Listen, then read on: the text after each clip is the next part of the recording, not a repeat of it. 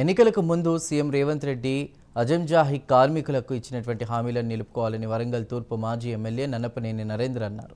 Supreme court ఇచ్చిన తీర్పు ప్రకారం అజంజాహి కార్మికులకు ఇళ్ల పట్టాలు ఇవ్వాలని వరంగల్ జిల్లా కలెక్టర్ సత్య శారదాదేవికి మిల్లు కార్మికులతో కలిసి మాజీ ఎమ్మెల్యే నన్నపనేని నరేంద్ర వినతి పత్రం అందించారు. కార్మికులను నమ్మించి ఓట్లు వేయించుకున్న మంత్రి కొండా సురేఖ వారిని మోసం చేశారని మండిపడ్డారు. మేడే వరకు కార్మికులకు న్యాయం చేయకుంటే కార్మికుల పక్షాన పోరాడతామని మాజీ ఎమ్మెల్యే నన్నపనేని హెచ్చరించారు. ఈ రోజున అజంజాయి మిల్లు కార్మికులకు సంబంధించి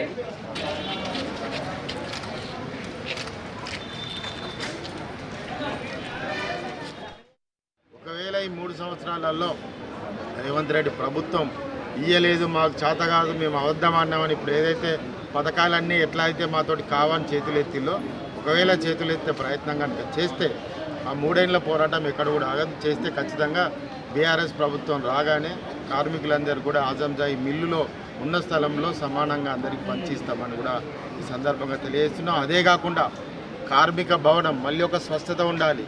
కార్మిక భవనం 4 నెలల క్రితం వరకు కూడా 4-5 నెలల క్రితం వరకు కూడా అక్కడ భవనం ఉన్నది. మున్సిపాలిటీలో 1959లో పర్మిషన్ ఉన్నది దానికి. అదేవిధంగా రిజిస్ట్రేషన్ దాంట్లో కార్డ్ వాల్యూలో కూడా ఏజే మిల్లు స్థలం అని కూడా ఉన్నది.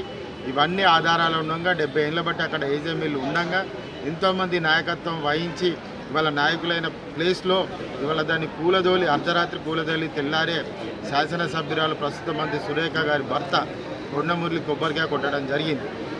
మరి ఇంత అన్యాయం ఇంత దౌర్జన్యం జరుగుతూ కూడా ఎవరు